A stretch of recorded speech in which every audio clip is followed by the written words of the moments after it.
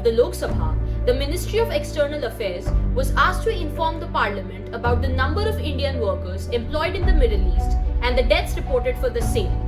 The data presented in the Parliament showcased an estimated of 92 lakh Indian workers employed in the Middle Eastern countries, 6,000 of whom reportedly died in the past year.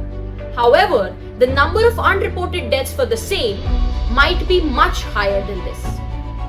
The reasons listed for the deaths were accidents, natural deaths, and suicides, among others.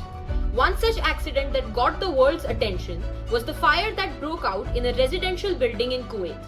45 Indian workers died in that accident. They were cramped into dormitories and lived in extreme conditions. This is not an isolated case. Workers come to death during the Qatar Football World Cup due to similar living conditions and the exploitative nature of work. We interviewed Mr. Chandan Kumar, a welfare activist and the organizing secretary at Working People's Charter, who told us more about the poor working and living conditions of Indian migrants in the Middle Eastern countries. Talk about that there's a different kind of abuse by the state system where when you reach and your passport is basically picked up by the what you call the contractors, or I would call it like a more profound language, it's traffickers, the human traffickers. And then you are nobody because you are the paperless kind of illegal immigrant in those foreign lands, almost working like a slave in the whole system. If you talk about the Kuwait, what happened in Kuwait, large number of these workers, even though they were kind of documented workers, they had a passport and everything, but the condition they were working in, it was totally precarious. There's no accountability. So I think Kuwait fire came on the international media. That's why it's become a very big issue. But if you just read the Arab news or any the local newspaper, you will find hundreds of such incidents happen almost throughout the year. There was a big scandal that the FIFA, the chairman, who was also there in the Ambani's marriage, he was part of that scandal that he gave a clean sheet to large number of these Qatari companies and the different Gulf companies who are part of construction business or doing the construction for related to the Qatari World Cup. But all of them got basically a clean sheet because they were paid hefty bribe, and even the FIFA committee also gave them a kind of clean sheet as far the legal system is concerned. And why these things are happening without any accountability?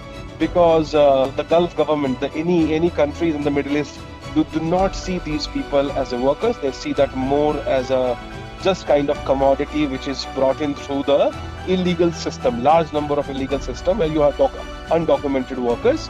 Or the second point is that even the source country, for example, India, Nepal, Pakistan, Sri Lanka, Indonesia, Malaysia, right? Cambodia, Laos, these are the countries basically who send these migrants, like Philippines. So I think except Philippines government, there are hardly any government who are really even concerned and bothered about their citizens who are going to work in there. So there is no system.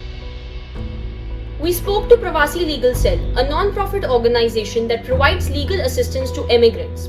Mr. Sudhir Thirunilath, the global PRO of Pravasi Legal Cell, told us about the initiatives that the Indian government has taken, like the Pravasi Bhartiya Bima Yojana and the Madad portal that have been set up to provide insurance and consular services to address workers' grievances. Apart from this, the Indian Community Welfare Fund and the e-migrant systems have also been set up, and open houses are frequently conducted by the GCC countries so that people can raise their issues directly and get support through various missions. But with the rising number of exploitation cases, we really need to question how effective are these initiatives in reality.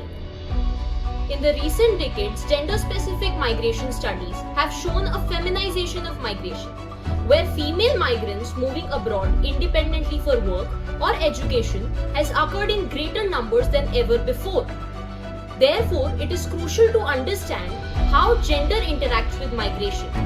We spoke to Mr. Reggie K, a former volunteer at MFA and ILO, who told us about the different types of exploitation faced by men and women laborers in the GCC countries under the Kafala law.